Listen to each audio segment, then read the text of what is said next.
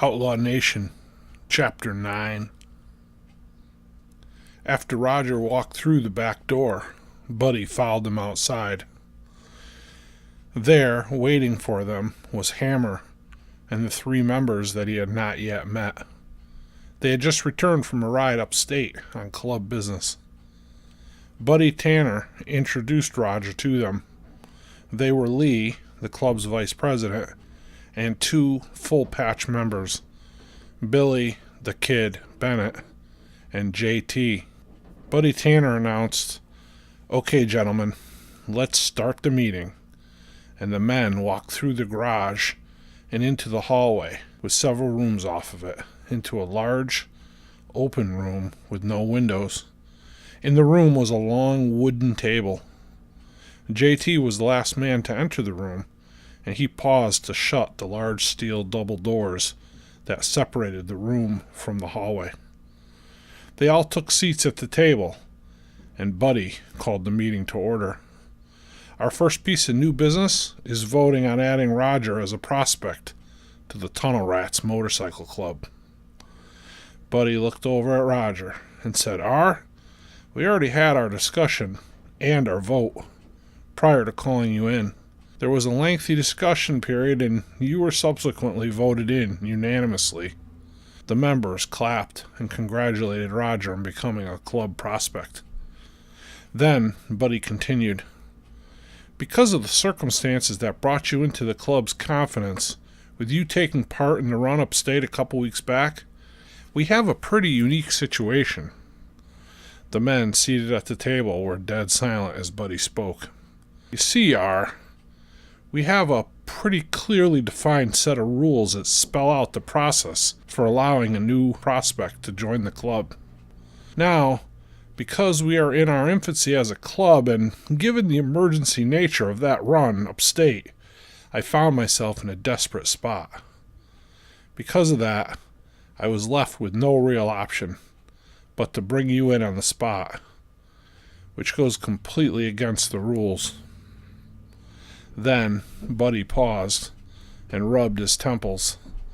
"Look, normally things could not have happened that way. I made a decision on the fly, based on a gut feeling, an instinct, and sometimes that's all we have to work with. As it turns out, that instinct was valid. You really came through when we needed you. As a result, you have seen and done things with us that a potential prospect might take months or even years to be exposed to.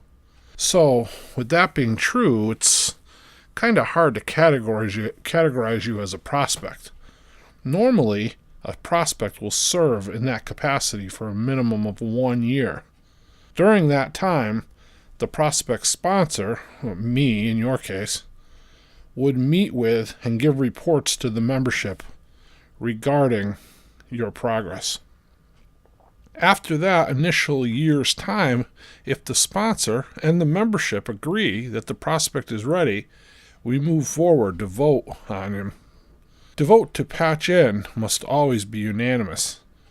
If it is, then we invite him to join. If they feel the prospect is not ready, or if the vote is not unanimous, then the prospect period continues until such time comes when those conditions can be met." Roger looked around the table at the men seated there. "Okay," he said. Then he nodded. "I understand. Thanks." Then Lee, the VP, spoke. "Roger, because of the unique situation we find ourselves in with you, with what you have already seen and done, and with the commitment you exhibited toward this organization, it's a little unrealistic to status you as a prospect. At the same time, our bylaws prohibit us from voting on your membership." Again, Roger just answered, "Okay."